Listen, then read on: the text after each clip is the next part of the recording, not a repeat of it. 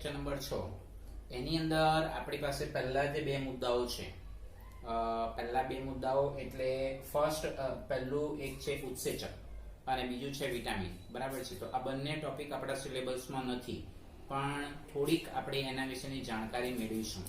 હવે ઉત્સેચકની વ્યાખ્યા તો આપણને જનરલી ખબર જ છે કે જૈવ રાસાયણિક પ્રક્રિયામાં ભાગ લેતા ઉદ્દીપકને ઉત્સેચક તરીકે ઓળખાવી શકાય છે.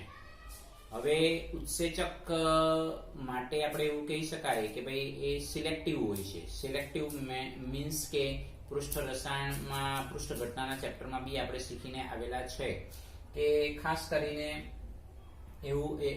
એવી પસંદગી અપાય કે કોઈ સ્પેસિફિક વિશિષ્ટ પ્રક્રિયા હોય તો એના માટે આપણે સ્પેસિફિક જ ઉત્સેચકનો ઉપયોગ થાય. જેમ કે સુક્રોઝનું જળ વિભાજન થી ગ્લુકોઝ અને ફ્રુક્ટોઝ મળે તો સુક્રેઝ ઇન્વર્ટેઝ ઉત્સેચકની હાજરીમાં જ કરવામાં આવે. માલ્ટોઝનું જળ વિભાજનથી ગ્લુકોઝના બે મોલેક્યુલ મળે તો માલ્ટેઝ ઉત્સેચકની હાજરીમાં જ કરવામાં આવે, બરાબર છે. પછી પ્રોટીનનું એમિનો એસિડમાં જળ વિભાજન કરીએ તો એ પેપ્સિન ઉત્સેચકની હાજરીમાં જ કરવામાં આવતું જોવા મળે. યુરિયાનું જળ વિભાજન યુરેઝ ઉત્સેચકની હાજરીમાં જ કરવામાં આવતું જોવા મળે. તો આ પ્રમાણેના જે છે ઉત્સેચકો કોઈ ચોક્કસ પ્રક્રિયા માટે કોઈ ચોક્કસ પ્રક્રિયાથી માટે અત્યંત વિશિષ્ટ હોય છે, આપણે એવું ધ્યાનમાં રાખી શકાય. કેટલીક પ્રક્રિયામાં ઉત્સેચકો એક પ્રક્રિયાથીના ઓક્સિડેશનને ઉદ્દીપિત કરે છે, જોજો, અને સાથે સાથે બીજા પ્રક્રિયાથીના રિડક્શનને પણ ઉદ્દીપિત કરે છે. એટલે આવા પ્રકારના ઉત્સેચક જે છે એને ઓક્સિડો રિડક્ટેસ ઉત્સેચક તરીકે ઓળખવામાં આવતા જોવા મળે છે. ઉત્સેચકોના નામને અંતે જનરલી એસ પ્રત્યય લગાડવામાં આવે છે, જેમ કે ઇન્વર્ટેઝ, ઝાઇમેઝ, બરાબર છે. કોઈ પણ ઉત્સેચક તમે જોઈ લો, બરાબર છે, યુરેઝ લઈ લો, માલ્ટેઝ લઈ લો, ઇન્વર્ટેઝ લઈ લો, તો આ જનરલી મોટે ભાગે ઉત્સેચકના નામની પાછળ એસ પ્રત્યય લગાડવામાં આવતું જોવા મળે. ત્યાર પછી ઉત્સેચકની ક્રિયાવિધિ. તો ઉત્સેચકની ક્રિયાવિધિની અંદર કોઈ પણ રાસાયણિક પ્રક્રિયા ઓછા સમયમાં એ જૈવ રાસાયણિક પ્રક્રિયા હોય કે કેમિકલ રિએક્શન હોય એ રિએક્શનને કમ્પ્લીટ કરવા માટે આપણને જનરલી ઉદ્દીપકની જરૂર પડતી હોય છે ઓછા સમયમાં કમ્પ્લીટ કરવા માટે. તો એમાં ઉત્સેચકનો થોડો ઘણો જથ્થો બી જરૂરી હોય છે. તો એના માટે આપણે સક્રિયકરણ ઉર્જાની પ્રક્રિયા અક્ષ વિરુદ્ધ ગ્રાફ ડ્રો કરી દીધેલો જોવા મળે, આપણે એવું કહી શકાય છે. કોઈ પ્રક્રિયાની પ્રગતિ માટે ઉત્સેચકોનો માત્ર થોડોક જ જથ્થો જરૂરી હોય છે. તેઓ સમાન રાસાયણિક ક્રિયા કરે છે, પરંતુ સક્રિયકરણ ઉર્જાની વધુ માત્રામાં ઘટાડો કરતું જોવા મળે છે. તમે જોઈ શકો અહીંયા જે ગ્રાફ આપણે ડ્રો કરેલો કે ભાઈ પ્રક્રિયકમાંથી જે નીપજ મળે છે એ ઉત્સેચકની હાજરીમાં જ્યારે કરીએ છીએ ત્યારે સક્રિયકરણ ઉર્જાનું મૂલ્ય ઘણું જ ઓછું એટલે 2.15 કિલો જૂલ પર મોલ મળે છે. પણ ઉત્સેચકોની જો ગેરહાજરી હોય તો એવા સમયે સક્રિયકરણ ઉર્જાનું મૂલ્ય મેક્સિમમ 6.22 કિલો જૂલ પર મોલ આપણે પ્રાપ્ત થતું જોવા મળે. એટલે કહેવાનો મતલબ ઉત્સેચકની કામગીરી સક્રિયકરણ ઉર્જા ઘટાડીને રાસાયણિક પ્રક્રિયાનો વેગ વધારવાનું કાર્ય એ એનું મુખ્ય કાર્ય છે, આપણે એવું કહી શકાય. તો અહીં લખ્યું છે સુક્રોઝનું એસિડ જળ વિભાજન માટેની સક્રિયકરણ ઉર્જા 6.22 કિલો જૂલ પર મોલ છે. જ્યારે આ પ્રક્રિયા સુક્રોઝ ઉત્સેચકની હાજરીમાં કરવામાં આવે તો તેની સક્રિયકરણ ઉર્જા 6.22 કિલો જૂલ પર મોલ થી ઘટીને 2.15 કિલો જૂલ પર મોલ જેટલું થઈ જતું જોવા મળે, આપણે એવું ધ્યાનમાં રાખી શકાય છે. તો આટલી વિગત ઉત્સેચક માટે કોમ્પિટિટિવ લેવલને માટે આપણે ધ્યાનમાં રાખવાનું થશે. બોર્ડના લેવલ પર તો ટોપિક મળે જ નહીં. ત્યાર પછી વિટામિન સંયોજન. વિટામિન સંયોજન એ ખરેખર આપણા કેટલાક કાર્બનિક સંયોજનોનો થોડોક જથ્થો આપણા આહારમાં જરૂરી હોય છે, પરંતુ તેમની ઉણપને કારણે વિશિષ્ટ રોગો થાય છે, બરાબર છે. તેમની ઉણપને કારણે વિશિષ્ટ રોગો થાય છે. તો આ સંયોજનોને શું કહેવાય છે? વિટામિન સંયોજનો તરીકે ઓળખવામાં આવતા જોવા મળે. આ વિટામિન સંયોજનો સામાન્ય રીતે કેપિટલ લેટર વડે દર્શાવવામાં આવતા જોવા મળે. A, B, C, D, E અને K સંજ્ઞાથી તેમજ એક જ જૂથના હોય તો B1, B2, B6, B12. દાખલા તરીકે વિટામિન B છે તો વિટામિન B ના પેટા પ્રકારોમાં વિટામિન B1, B2, B6 અને B12 આવતા હોય છે, તો તેને આવા મૂળાક્ષરો વડે દર્શાવી શકાય. આ વિટામિન સંયોજનોનું વર્ગીકરણ બે રીતે કરવામાં આવે છે. ચરબીમાં દ્રાવ્ય વિટામિન જે પાણીમાં અદ્રાવ્ય હોય છે અને એમાં A, D, E અને K નો સમાવેશ થતો જોવા મળે. જેમ કે વિટામિન A છે એની ઉણપથી રતાંધણાપણુનો રોગ થતો જોવા મળે છે, આપણે એવું ધ્યાનમાં રાખી શકાય. આ ચરબીમાં દ્રાવ્ય વિટામિન યકૃતમાં અને મેદસ્વી પેશીઓમાં સંગ્રહાય છે, આપણે એવું ધ્યાનમાં રાખી શકાય. જ્યારે પાણીમાં દ્રાવ્ય વિટામિન કયા છે? ખાસ કરીને વિટામિન C યાદ રાખવું. આ ઉપરાંત B1, B2, B6 અને B12. તો આ વર્ગના જે વિટામિન સંયોજનો છે એને નિયમિત રીતે આહારમાં પૂરા જ પાડવા પડે. પૂરા નહીં પાડીએ તો શું થાય? કારણ કે આપણા શરીરમાં યુરિન મારફતે નીકળી જતા જોવા મળે છે, એટલા માટે આહાર મારફતે બસ આપણે લેવા પડે એવી પરિસ્થિતિનું સર્જન થાય છે. તો વિદ્યાર્થી મિત્રો, વિટામિન સંયોજનનું વર્ગીકરણ અને પછી આપણને ટેક્સ્ટ બુકમાં એક આખું કોષ્ટક આપેલું છે કે જેમાં કયું વિટામિન શામાંથી મળે છે, એટલે કે વિટામિનનો સ્ત્રોત, એના ઉણપથી થતો રોગ, એના વિશેની આપણે જાણકારી મેળવી શકાય. જેમ કે આપણે હમણાં વાત કરી તે પ્રમાણે કે ભાઈ વિટામિન A છે તો એ ગાજર, માખણ અને દૂધમાંથી મળી આવતું હોય છે અને આ આંખનું નેત્રમણી કડક થઈ જાય છે, જેને કારણે જેને આપણે રતાંધણાપણુનો રોગ તરીકે ઓળખાવી શકાય છે. એવી જ રીતે વિટામિન B12 માંસ, માછલી, ઈંડા અને દહીંમાંથી મળી આવતું જોવા મળે છે, જેને કારણે આપણા શરીરની અંદર વિટામિન B12 જો ખોરાક દ્વારા ન લઈએ તો શું થાય? તો આપણને ખરેખર હિમોગ્લોબિનમાં બચે રક્તકણોની ઉણપ સર્જાતી જોવા મળે, વિનાશી રક્ત અલ્પતાનું સર્જન થતું જોવા મળે. તો આ રીતે ખરેખર vitamin A, B1, B2, B6, B12, vitamin C, vitamin D, vitamin E અને વિટામિન K વિશેની કમ્પ્લીટલી માહિતી કોષ્ટકની અંદર આપેલી છે, આપણે એવું ધ્યાનમાં રાખી શકાય. હવે પછીનો મુદ્દો આપણા બોર્ડના સિલેબસમાં છે, એટલે કે ન્યુક્લિક એસિડ સંયોજનો. ન્યુક્લિક એસિડ સંયોજનો તો દરેક પ્રજાતિની દરેક પેઢી તેના પૂર્વજો સાથે ઘણી બધી રીતે સામ્યતા ધરાવતી જોવા મળે. એ આપણને જનરલી ખબર છે કે આપણા દાદા દાદી હોય તો એમનો જે ચહેરો છે કે એમના જે લક્ષણો છે તે આપણા પપ્પાની અંદર જોવા મળતા હોય છે, અને આપણા દાદા દાદી કે પછી આપણા પપ્પાના જે લક્ષણો છે તે આપણામાં જોવા મળે. એને એક પ્રકારનું આનુવંશિકતાનો ગુણધર્મ તરીકે ઓળખાવી શકાય. દરેક પ્રજાતિની દરેક પેઢી તેના પૂર્વજો સાથે ઘણી બધી રીતે સામ્યતા ધરાવતી હોય છે. આ લક્ષણો એક પેઢીથી બીજી પેઢીમાં સંચરિત હોવાનું મુખ્ય કારણ જીવંત કોષનું કેન્દ્ર હોય છે. આ વાક્ય રચના ખાસ ધ્યાન રાખીશું. જન્મજાત લક્ષણોના આ સંચરણને આનુવંશિકતા તરીકે ઓળખવામાં આવે છે. આનુવંશિકતાની આ વ્યાખ્યા ધ્યાનમાં રાખીશું. તો આનુવંશિકતા માટે જવાબદાર શું છે? તો આનુવંશિકતા માટે જવાબદાર છે કોષ કેન્દ્રમાંના કણોને રંગસૂત્ર કહેવાય છે. એટલે આનુવંશિકતા માટે રંગસૂત્રો જવાબદાર છે, આપણે એવું કહી શકાય છે. જેઓ પ્રોટીન અને અન્ય પ્રકારના જૈવિક અણુ જે ન્યુક્લિક એસિડ સંયોજનો કહેવાય છે તેના બનેલા હોય છે. એટલે કે રંગસૂત્રો શાના બનેલા હોય છે? તો પ્રોટીન અને ન્યુક્લિક એસિડ જેવા સંયોજનોના બનેલા હોય છે, આપણે એવું ધ્યાનમાં રાખીશું. તો ત્યાર પછી આપણે આ ન્યુક્લિક એસિડના બે પ્રકાર, જે ડીઓક્સીરિબોસ ન્યુક્લિક એસિડ અને રિબોસ ન્યુક્લિક એસિડ આપણને જોવા મળે છે. અને પછી આ ન્યુક્લિક એસિડનું બંધારણ જોઈશું, રાસાયણિક સંગઠન, બરાબર છે. અને પછી આપણે એના બંધારણ વિશેની ચર્ચા કરીશું, જે મોસ્ટ ઇમ્પોર્ટન્ટ પોઈન્ટ છે, આપણે એવું ધ્યાનમાં રાખીશું, બરાબર છે. તો આટલી બાબત આપણે ધ્યાનમાં રાખીશું. હવે આગળ જોઈએ.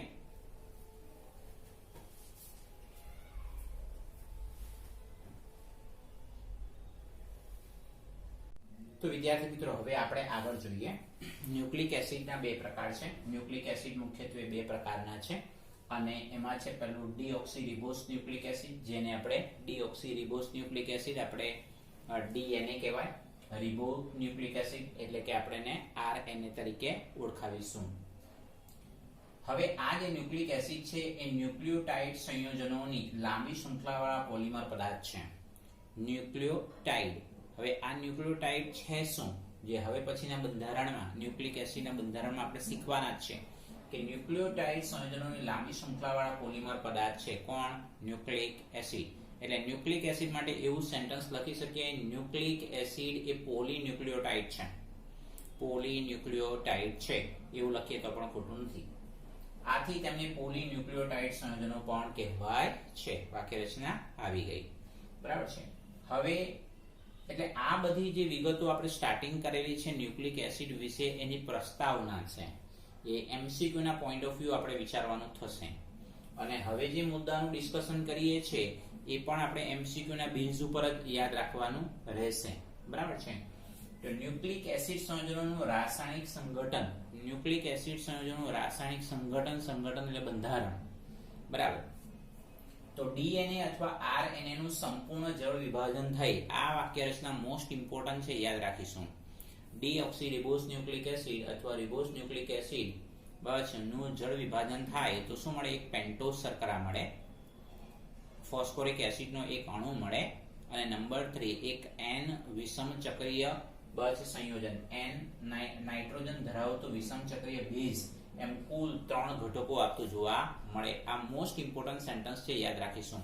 ડીએનએ અથવા આરએનએ નું સંપૂર્ણ જળ વિભાજન થાય, એક પેન્ટોઝ શર્કરા, એક ફોસ્ફોરિક એસિડ નો અણુ અને એક નાઇટ્રોજન તત્વ ધરાવતો વિષમ ચક્રીય બેઝ, એમ કુલ 3 ઘટકો આપે છે.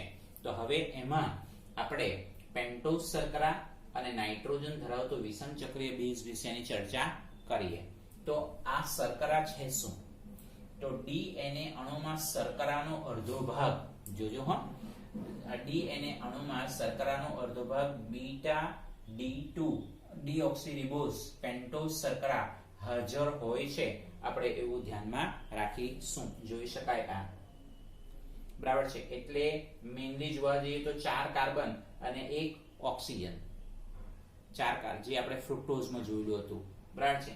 તો ડીએનએ અણુમાં શર્કરા અર્ધભાગ બીટા D2 ડીઓક્સીરિબોસ પેન્ટોઝ શર્કરા હોય છે, જ્યારે આરએનએ અણુમાં તે બીટા ડી રિબોઝ તરીકે હોય છે.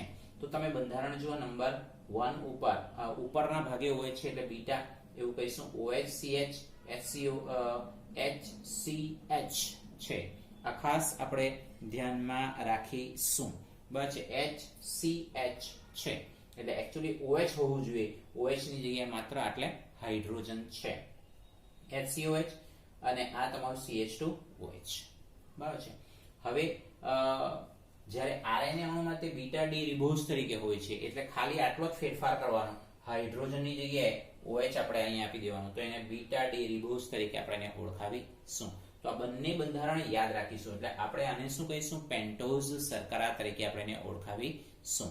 એટલે ડીએનએ માં કઈ પેન્ટોઝ શર્કરા હોય છે? Beta D2 ડીઓક્સીરિબોસ. અને આરએનએ માં કઈ શર્કરા હોય છે? તો બીટા ડી રિબોઝ નામની પેન્ટોઝ શર્કરા હોય છે. આપણે એવું ધ્યાનમાં રાખીશું. અને એ પેન્ટોઝ શર્કરા એટલે કે 4 કાર્બન અને 1 ઓક્સિજન પરમાણુ ધરાવતું ચક્રીય સંયોજન, આપણે એવું ધ્યાનમાં રાખીશું. હવે આપણે આની વાત કરીએ. એક નાઇટ્રોજન તત્વ વિષમ ચક્રીય બેઝ કે ડીએનએ અણુમાં પણ હોય અને આરએનએ અણુમાં પણ હોય. તો બેઝ, ડીએનએ માં 4 બેઝ સંયોજનો હોય છે, યાદ રાખીશું આપણે આને. બરાબર છે. ડીએનએ માં 4 બેઝ સંયોજનો હોય છે. એક છે એડેનિન, ગ્વાનિન, સાઇટોસિન અને થાઇમિન. એડેનિન, ગ્વાનિન, સાઇટોસિન અને થાઇમિન. જ્યારે આરએનએ માં પણ 4 બેઝ સંયોજન હોય છે.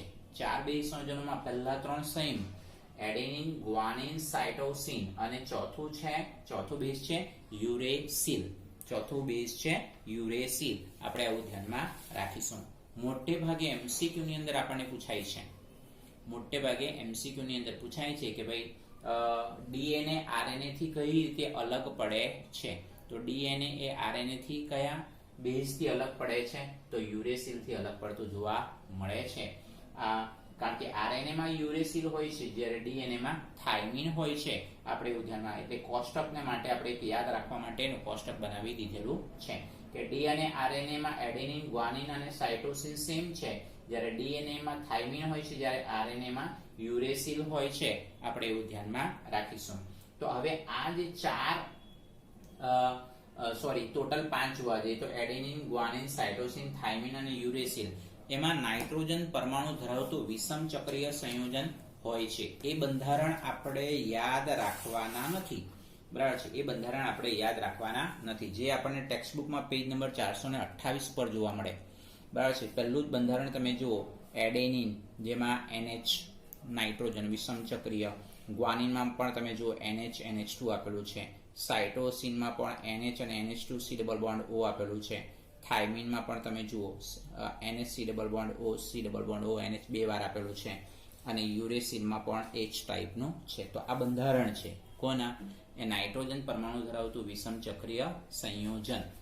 એટલે આ બંધારણ આપણે યાદ રાખવાના નથી. આ બંધારણ આપણે કોઈ પૂછતું નથી એક્ઝામની અંદર. તો MCQ ના પર્પઝ આપણે ખાલી આટલું જ યાદ રાખવાનું થશે કે DNA અને RNA માં કયા સમાન બેઝ હોય છે. તો એડેનિન, ગ્વાનિન અને સાઇટોસિન.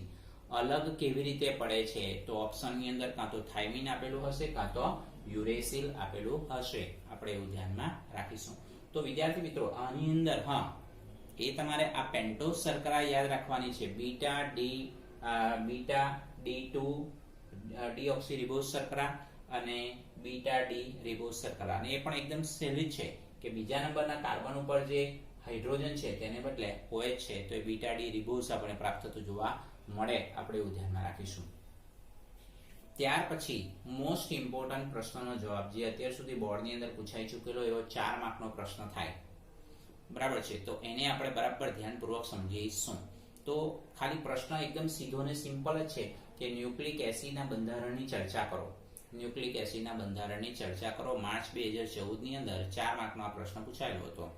તો ન્યુક્લિક એસિડ સંયોજનનું બંધારણની ચર્ચા કરો આ પ્રશ્નનો જવાબ હોય તો એમાં બંધારણ આપણે યાદ રાખવાના થશે. અને એમાં ખાસ કરીને આ beta D2 deoxy ribose beta D ribose શર્કરાનું બંધારણ આપણે ખાસ યાદ રાખવાનું થશે. તો જો એમાં લખેલું છે પેન્ટોઝ શર્કરાના પહેલા સ્થાન પરના બેઝના જોડાણ દ્વારા બનતા એકમને ન્યુક્લિયોસાઇડ તરીકે ઓળખાવી શકાય છે. શું લખ્યું છે? પેન્ટોઝ શર્કરા. અને એ પેન્ટોઝ શર્કરા તરીકે આપણે બીટા ડી રિબોઝને પ્રાયોરિટી આપવાનું થશે કે પહેલા નંબરના સ્થાન પરના બેઝના જોડાણ દ્વારા બનતા એકમને ન્યુક્લિયોસાઇડ એટલે કે શર્કરા બેઝ કહેવાય છે. તો આ તમે જોઈ શકો આ બેઝ. એટલે હવે આ બેઝ કોણ હોય?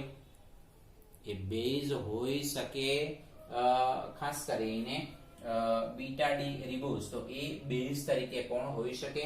તો કે ભાઈ એ બેઝ તરીકે આ વિષમ ચક્રીય એડેનિન, ગ્વાનિન કે સાઇટોસિન એ ટાઈપનો આપણી પાસે બેઝ પ્રાપ્ત થતો જોવા મળે. તો ન્યુક્લિયોસાઇડનું બંધારણ કયું છે? ન્યુક્લિયોસાઇડનું બંધારણ આ રીતના છે. સેમ આ જ બંધારણ છે. સમજો, આ સેમ બંધારણ છે. આ સેમ બંધારણ બીટા ડી રિબોઝનું બંધારણ તમે જોઈ લો ને, આ ન્યુક્લિયોસાઇડનું બંધારણ જોઈ લો. ખાલી એક જ ફરક છે. પછી આપણે 1 લખીએ છીએ, 1 2 3 4 5, તેને આપણે 1 2 3 4 5 લખીએ છીએ, બરાબર છે. અને બીજી અગત્યની બાબત એ કે 1 પહેલા નંબરના જે કાર્બન ઉપર છે તો આપણે અહીંયા OH ની બદલે બેઝ લખીએ છીએ. અને બેઝ કોણ હશે? નાઇટ્રોજન પરમાણુ ધરાવતો વિષમ ચક્રીય સંયોજન. તો આમાંથી કોઈ પણ હોઈ શકે, બરાબર છે. તો આ ધ્યાનમાં રાખીશું. કારણ કે બીટા ડી રિબોઝ શર્કરા છે એટલે એ ખાસ કરીને એડેનિન, ગ્વાનિન, સાઇટોસિન કે યુરેસિલ આપણને પ્રાપ્ત થતું જોવા મળે. ન્યુક્લિયોસાઇડમાં બેઝ સંયોજનોથી શર્કરાને વિભેદિત કરવા માટે શર્કરાના પરમાણુઓને 1 2 3 4 5 વગેરે ક્રમ આપવામાં આવે છે. કારણ કે આ બીટા ડી રિબોઝ શર્કરા છે. આ બીટા ડી રિબોઝ શર્કરા છે અને આ છે ન્યુક્લિયોસાઇડ. તો એકબીજાને અલગ પાડવા માટે, એકબીજાને વિભેદિત કરવા માટે ખાલી કાર્બન પરમાણુનો અલગથી દર્શાવવામાં આવે 1 2 3 4 5 આપણે એવું દર્શાવવામાં આવતું જોવા મળે. હવે જ્યારે ન્યુક્લિયોસાઇડ શર્કરાનો અર્ધભાગ, ધ્યાનમાં રાખજો, ન્યુક્લિયોસાઇડ શર્કરાનો અર્ધભાગ સાથે ફોસ્ફોરિક એસિડ એ 5મા સ્થાનેથી જોડાય છે ત્યારે આપણને ન્યુક્લિયોટાઇડ મળે છે. આપણે એવું ધ્યાનમાં રાખીશું. બરાબર છે. સેમ આ જ બંધારણ. આ જે CH2 છે તો એ CH2 એમ જ રહેશે. આ OH ને બદલે ફોસ્ફેટ આયન, OH ને બદલે આ ફોસ્ફેટ આયન તમે જુઓ PO4 3-. તો આ બંધારણ કોનું છે? આ બંધારણ છે ન્યુક્લિયોટાઇડનું બંધારણ છે. આપણે એવું ધ્યાનમાં રાખીશું. અને આપણે હમણાં સમજી ગયા ન્યુક્લિયોસાઇડ એટલે પોલીન્યુક્લિયોટાઇડ, બરાબર છે. એટલે એક વખત બીટા ડી રિબોઝનું બંધારણ આવડી ગયું તો પછી ન્યુક્લિક એસિડનું બંધારણ ડ્રો કરવામાં બહુ સરળતા રહેશે. ખાલી આટલે OH ને બદલે બેઝ લખવાનું, બરાબર છે. એટલે એ તમને ન્યુક્લિયોસાઇડનું બંધારણ મળશે. 1 2 3 4 5 દર્શાવવાનું. અને ન્યુક્લિયોટાઇડ માટે આટલું ધ્યાનમાં રાખવાનું, OH ને બદલે ફોસ્ફેટ આયન, બરાબર છે, ફોસ્ફેટ PO4 3-. જ્યારે ન્યુક્લિયોસાઇડ શર્કરા અર્ધભાગ સાથે જોડાય છે એટલે ફોસ્ફોરિક એસિડનો જે અણુ છે એ 5મા નંબરના કાર્બનના સ્થાને જોડાય છે ત્યારે આપણને ન્યુક્લિયોટાઇડ આપણને પ્રાપ્ત થતું જોવા મળે છે. હજુ પ્રશ્નનો જવાબ બાકી છે, તો હવે એને આપણે સમજીએ, એટલે આ ધ્યાનમાં રાખીશું.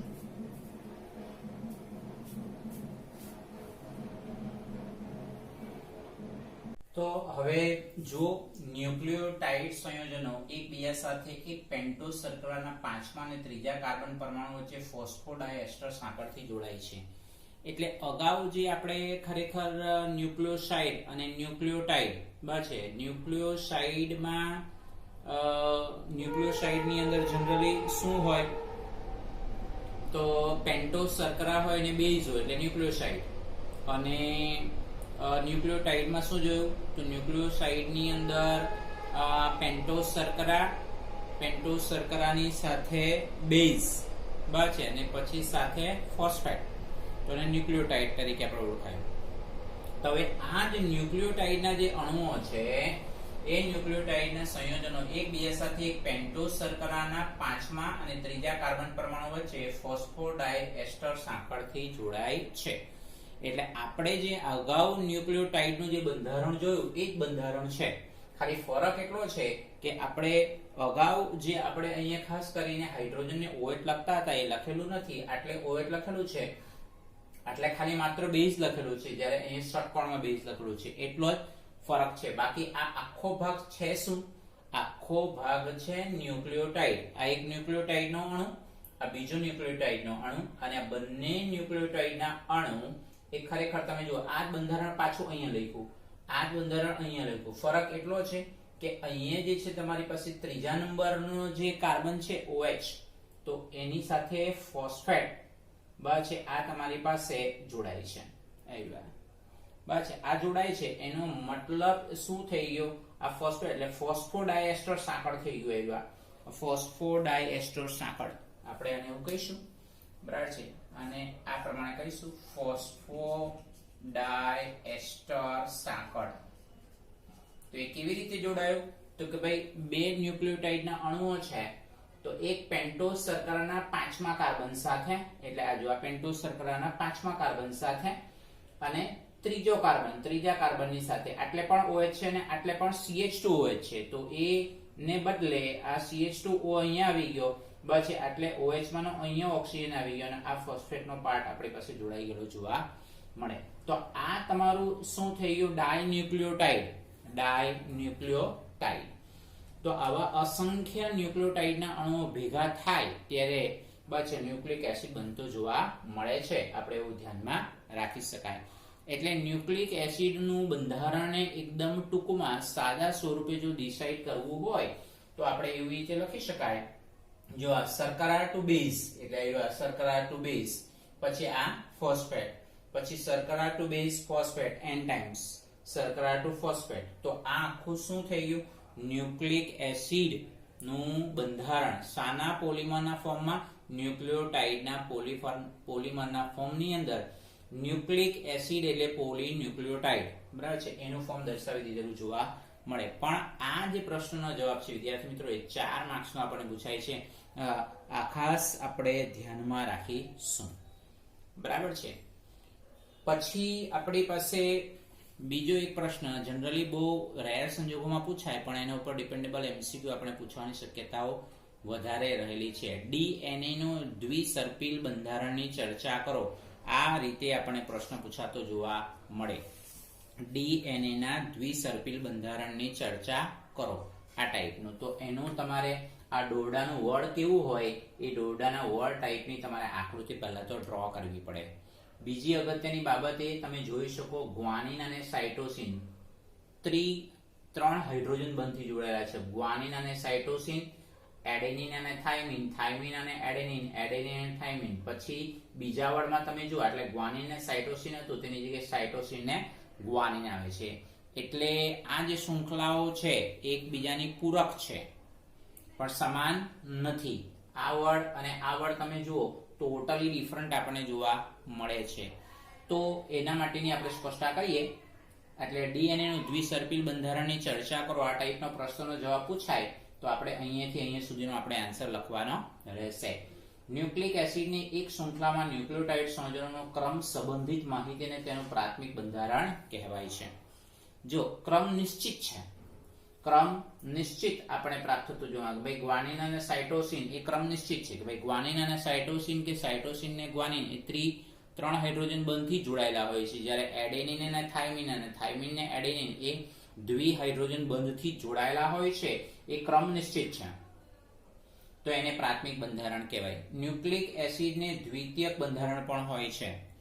જેમ આપણે પ્રોટીનના પ્રાથમિક, દ્વિતીયક, તૃતીયક અને ચતુર્થક બંધારણ હોય એવી રીતે ન્યુક્લિક એસિડને દ્વિતીયક બંધારણ પણ હોય. જેમ્સ વોટસન અને ફ્રાન્સિસ કિકે ડીએનએ નું દ્વિસર્પિલ બંધારણ આપ્યું. આ બંધારણમાં બંને શૃંખલાઓ એકબીજાની પૂરક હોય છે કારણ કે બેઝ પદાર્થોની વિશિષ્ટ જોડીઓ વચ્ચે હાઇડ્રોજન બંધ રચાય છે. આ ખાસ કરીને આ બંધારણ એટલે ડીએનએ ના બંધારણમાં બંને શૃંખલાઓ એકબીજાની પૂરક હોય છે કારણ કે બેઝ પદાર્થોની વિશિષ્ટ જોડીઓ વચ્ચે હાઇડ્રોજન બંધ રચાય છે. આ વિશિષ્ટ જોડાણમાં એક સર્પિલ શૃંખલાના એડેનિન બીજા સર્પિલ શૃંખલાના થાઇમિન સાથે, બરાબર છે, જોઈ શકાય આપણે એડેનિન થાઇમિન એડેનિન બે હાઇડ્રોજન બંધથી જોડાયેલ હોય છે અને તેવી રીતે સાઇટોસિન ગ્વાનિન સાથે 3 હાઇડ્રોજન બંધથી જોડાયેલ હોય છે. તો આ અંડરલાઈન કેમ કરેલું છે વિદ્યાર્થી મિત્રો? તો અંડરલાઈન એટલા માટે કરેલું છે કે આપણા સ્વાધ્યાયની અંદર આપણને એવો પ્રશ્ન આપેલો છે અને પ્રશ્ન નંબર છે, ખાસ કરીને હું તમને કહું 14.23મો પ્રશ્ન, સ્વાધ્યાયનો 14.23મો પ્રશ્ન. એમાં પ્રશ્ન એવો છે, ડીએનએ માં બે શૃંખલાઓ સમાન નથી પણ એકબીજાને પૂરક હોય છે, સમજાવો. તો આટલો તમારે આન્સર લખવાનો રહેશે. સ્વાધ્યાયનો 14.23, બરાબર છે, 14.23 ના પ્રશ્નનો જવાબ તમારે આટલો લખવાનો રહેશે, બરાબર. તો આ આપણે ધ્યાનમાં રાખવાનું છે કે ફરી પાછું કે ડીએનએ ના બંધારણમાં બંને શૃંખલાઓ એકબીજાની પૂરક હોય કારણ કે બેઝ પદાર્થોની વિશિષ્ટ જોડી વચ્ચે હાઇડ્રોજન બંધ રચાય. આ વિશિષ્ટ જોડાણમાં એક સર્પિલ શૃંખલાના એડેનિન બીજા સર્પિલ શૃંખલાના થાઇમિન સાથે બે હાઇડ્રોજન બંધથી જોડાયેલી હોય છે, જે જોઈ શકીએ છીએ આપણે એડેનિન અને થાઇમિન બે હાઇડ્રોજન બંધથી, જ્યારે સાઇટોસિન અને ગ્વાનિન હાઇડ્રોજન બંધથી જોડાયેલ છે. આરએનએ ના દ્વિતીયક બંધારણમાં, એટલે આપણો આનો આન્સર લગભગ આપણી પાસે અહીંયા પૂરો થાય છે, પણ આ આરએનએ વિશેની પણ માહિતી સાથે લખવાની હોય છે. આરએનએ ના દ્વિતીયક બંધારણમાં એક શૃંખલાની બનેલી સર્પિલ રચના હોય છે જે કેટલીક વખત પોતાના ઉપર પરત વળતી જોવા મળે છે. આરએનએ ની અંદર આરએનએ અણુઓ 3 પ્રકારના હોય છે જે યાદ રાખવાના છે અને જુદા જુદા કાર્ય કરે છે. સંદેશાવાહક આરએનએ, રિબોસોમલ આરએનએ અને સ્થાનાંતર આરએનએ. કાઉન્સમાં જે છે એ મેસેન્જર, રિબોસોમલ અને ટ્રાન્સફર છે આરએનએ આપણે એવું ધ્યાનમાં રાખી શકાય. તો આ મુદ્દો એમસીક્યુ ના માટે જરૂરી છે કે ભાઈ જુદા જુદા આરએનએ કયા છે. તો એ સંદેશાવાહક આરએનએ, રિબોસોમલ આરએનએ અને સ્થાનાંતર આરએનએ આપણે એવું ધ્યાનમાં રાખીશું. પછી આપણે ડીએનએ અને આરએનએ વચ્ચેનો તફાવત પણ લખીશું, બરાબર છે. જેવી રીતે ન્યુક્લિયોસાઇડ અને ન્યુક્લિયોટાઇડ વચ્ચેનો બી સંબંધ લખી શકીએ, તફાવત લખી શકીએ, અને તફાવત પણ અગત્યનો છે ન્યુક્લિયોસાઇડ અને ન્યુક્લિયોટાઇડ વચ્ચેનો તફાવત. ન્યુક્લિયોસાઇડમાં આપણે વાત કરી તે પ્રમાણે શર્કરાની સાથે બેઝ જોડાયેલો હોય, ન્યુક્લિયોટાઇડમાં શર્કરા પ્લસ બેઝ પ્લસ ફોસ્ફેટ આમ જોડાયેલો હોય છે, આપણે એવું ધ્યાનમાં રાખી શકાય. તો એનો તફાવત પણ મેન્શન આઉટ કરીશું. તો હવે પછીનો જે કંઈક મુદ્દો છે અને એ પોઈન્ટ આપણી પાસે જે છે એને આપણે સમજી લઈએ. ખાસ કરીને આ ન્યુક્લિક એસિડના જૈવિક કાર્યો, બરાબર છે, એ સમજી લઈએ અને પછી ન્યુક્લિક એસિડના જૈવિક કાર્યોને સમજી લીધા બાદ એ જૈવિક કાર્યનો બી પ્રશ્ન આપણને સ્વાધ્યાયમાં આપેલો જ છે, તો એને આપણે ધ્યાનમાં રાખીશું. 14.21મો પ્રશ્ન, ન્યુક્લિક એસિડ સંયોજનો એટલે શું, તેના બે અગત્યના જૈવિક કાર્ય જણાવો. તો એ હવે આપણે ડિસ્કશન કરવાના છે. તો એનો જવાબ આપણે એટલે લગભગ સ્વાધ્યાયના મોટે ભાગના પ્રશ્નોના જવાબનું આપણે ડિસ્કશન કરી લીધેલું છે, તો એને આપણે એ કરીશું. એટલે આની સાથે આપણું ચેપ્ટર ત્યાં કમ્પ્લીટ થશે. જૈવિક કાર્યો વિશે ડિસ્કશન કરીએ પછી અંતઃસ્ત્રાવ વાળો તો મુદ્દો આપણી પાસે બુકની અંદર મળે જ નહીં, આપણે એવું ધ્યાનમાં રાખીશું. હા, બીજી અગત્યની બાબત એ કે જે ડીએનએ આપેલું છે, બરાબર છે, દ્વિસર્પિલ બંધારણ આપેલું છે, એ દ્વિસર્પિલ બંધારણ ડીએનએ માટેના ફિંગરપ્રિન્ટનો ઉપયોગ આપણે કરી શકીએ. બરાબર છે. એટલે આપણે ડીએનએ ની ટેસ્ટ દ્વારા આપણે એની ફિંગરપ્રિન્ટ દ્વારા બસ આપણે વ્યક્તિને ઓળખી શકીએ છીએ. એટલે આ ડીએનએ ની ફિંગરપ્રિન્ટના ઉપયોગો આપણે આ કોષ્ટકમાં આપેલા છે. એ ખાસ કરીને આપણે ધ્યાનમાં રાખી દેવાના થાય કે ગુનેગાર લોકોની ઓળખ માટેની ગુનાશોધક પ્રયોગશાળાઓ માટે ઉપયોગ છે ડીએનએ ફિંગરપ્રિન્ટનો ઉપયોગ. કોઈ વ્યક્તિનું પિતૃત્વ નક્કી કરવા માટે થાય છે. કોઈ અકસ્માત દરમિયાન મૃતકોની ઓળખ તેના માતા પિતા અથવા બાળકોના ડીએનએ સાથે સરખામણી કરી કરવામાં આવે. જૈવ ઉત્ક્રાંતિના પુનઃલેખનમાં કોઈ પ્રજાતિ સમૂહની ઓળખ માટે ડીએનએ ફિંગરપ્રિન્ટનો ઉપયોગ થતો જોવા મળે. આપણે એવું ધ્યાનમાં રાખીશું. તો આ ડીએનએ ફિંગરપ્રિન્ટ ના ઉપયોગો આપણને આપેલા છે. બરાબર. હાલમાં ડીએનએ ફિંગરપ્રિન્ટ કોને કહેવાય? તો વ્યક્તિમાં ડીએનએ ના બે સંયોજનોનો ક્રમ અદ્વિતીય હોય છે અને આ અંગેની માહિતીને ડીએનએ ફિંગરપ્રિન્ટ કહેવામાં આવતું જોવા મળે છે. આપણે એવું ધ્યાનમાં રાખીશું. તો આટલી વિગત, વધારાની વિગત આપણને આપેલી છે, બહુ ઇમ્પોર્ટન્ટ નથી, પણ એમસીક્યુ ને માટે ધ્યાનમાં રાખીશું. બરાબર છે. કારણ કે મુદ્દો ડીએનએ ના દ્વિસર્પિલ બંધારણ સાથે કનેક્ટેડ છે. બરાબર છે. તો હવે જૈવિક કાર્યો વિશે શીખીએ.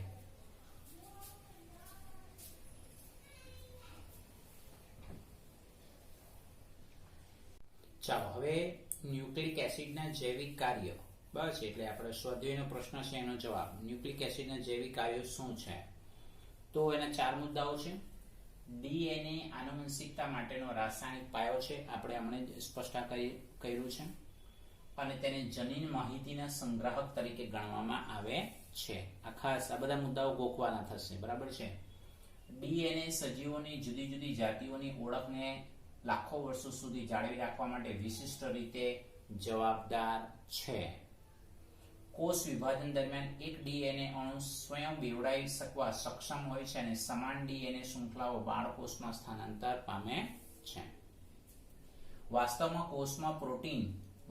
કોષમાં પ્રોટીન જુદા જુદા આરએનએ અણુઓ દ્વારા સંશ્લેષિત થાય, પણ ચોક્કસ પ્રોટીનના સંશ્લેષણનો સંદેશ તો ડીએનએ માં જ હાજર હોય છે. આપણે એવું ધ્યાનમાં રાખીશું. તો આ ખરેખર ન્યુક્લિક એસિડના જૈવિક કાર્યો વિશેની માહિતી એ આપણે ધ્યાનમાં રાખવાનું થશે. હવે એક મુદ્દો જે એમસીક્યુ ની અંદર આપણે પૂછાય તો એને ધ્યાનમાં રાખીશું. જો ડીએનએ બંધારણના એક સર્પિલમાં બેઝનો ક્રમ ATGCC-TTGA હોય તો બીજા સર્પિલ બંધારણમાં બેઝનો ક્રમ શું હશે? તો એમાં શું યાદ રાખવાનું? એડેનિન આપેલું હોય તો થાઇમિન લખવાનું, ગ્વાનિન આપેલું હોય તો સાઇટોસિન લખવાનું. રાઈટ? જેમ કે આ એડેનિન છે તો થાઇમિન, થાઇમિન છે તો adenine, guanine, cytosine, cytosine, guanine, cytosine, guanine, thiamine, adenine, thiamine, adenine, guanine, cytosine, adenine, thiamine. તો આ આપણો જવાબ રહેશે. આપણે એવું ધ્યાનમાં રાખીશું. હવે તમારી પાસે અંતઃસ્ત્રાવનો મુદ્દો આવે છે. તો એ અંતઃસ્ત્રાવનો મુદ્દો તો આપણા સિલેબસમાં નથી, એટલે આપણે એના વિશે કોઈ ડિસ્કશન કરતા નથી. તો હવે જે કંઈક લખાણ સંબંધિત પ્રશ્ન છે, સ્વાધ્યાયના પ્રશ્ન છે, એનું ડિસ્કસ કરી નાખીએ. એકાદ બે પ્રશ્નોના જવાબ સ્વાધ્યાયના બાકી રહી જાય તો નેક્સ્ટ લેક્ચરમાં આપણે ડિસ્કશન કરીશું ને પછી એમસીક્યુ સ્ટાર્ટ કરી દઈશું. બરાબર છે. તો લખાણ સંબંધિત પ્રશ્નની અંદર ડીએનએ ના થાઇમિન, એક વિટામિન સી વાળો પ્રશ્ન છે, પણ એ વિટામિન વાળો મુદ્દો તો આપણા સિલેબસમાં નથી. લખાણ સંબંધિતમાં પહેલો જ પ્રશ્ન છે કે ભાઈ વિટામિન સી આપણા શરીરમાં કેમ એનો સંગ્રહ નથી થતો? તો વિટામિન સી એ પાણીમાં દ્રાવ્ય છે, એટલે એ પાણીમાં દ્રાવ્ય હોય એટલે યુરિન મારફતે આપણા શરીરમાંથી બહાર નીકળી જાય, એટલે આપણા શરીરમાં એનો સંગ્રહ થઈ શકતો નથી. એ એનો આન્સર છે. પણ એ મુદ્દો તો આપણે પૂછાશે જ નહીં, ડિલીટ કરેલા અભ્યાસક્રમમાં છે. ડીએનએ ના થાઇમિન યુક્ત ન્યુક્લિયોટાઇડનું જળ વિભાજન થાય તો કઈ કઈ નિપજો મળશે? તો એ તો મુદ્દો આપણે શરૂઆતમાં ડિસ્કશન કરી ગયા. પેલું ન્યુક્લિક એસિડનું રાસાયણિક બંધારણ જોઈ ગયા ને, રાસાયણિક સંગઠન તેની અંદર જ છે. પેન્ટોઝ શર્કરા છે, એટલે કે 2-deoxyriboz શર્કરા છે, ફોસ્ફોરિક એસિડનો અણુ છે, અને નાઇટ્રોજન પરમાણુ યુક્ત વિષમ ચક્રીય સંયોજન કે જેમાં એડેનિન, ગ્વાનિન, સાઇટોસિન અને થાઇમિન બે સંયોજનો ઉત્પન્ન થતો જોવા મળે. સિમ્પલ છે. બસ તો આ તો એમસીક્યુ ના મુદ્દા ને માટેનો પ્રશ્ન થઈ. બરાબર. પછીનો પ્રશ્ન છે, જો RNA નું જળ વિભાજન થાય ત્યારે મળતા જુદા જુદા બેઝ પદાર્થના જથ્થાઓ વચ્ચે કોઈ સંબંધ હોતો નથી, તો આ સત્ય RNA ના બંધારણ વિશે શું સૂચવે છે? તો આપણે એવું કહી શકાય કે RNA નું બંધારણ એક સર્પિલ શૃંખલા વાળું હોય છે. DNA નું દ્વિસર્પિલ બંધારણ છે, પણ RNA નું બંધારણ એક સર્પિલ શૃંખલા વાળું હોય છે. તેમાં પેન્ટોઝ શર્કરાના પ્રતિ અણુ માત્ર બેઝનો એક જ અણુ જોડાયેલો હોય છે. તેમાં ક્રમિક રીતે એડેનિન, ગ્વાનિન, સાઇટોસિન અને યુરેસિલ જોડાયેલ હોય છે. આથી એડેનિન, ગ્વાનિન, સાઇટોસિન અને યુરેસિલનો જથ્થો એક સરખો આપણે પ્રાપ્ત થતો જોવા મળે, આપણે એવું ધ્યાનમાં રાખી શકાય.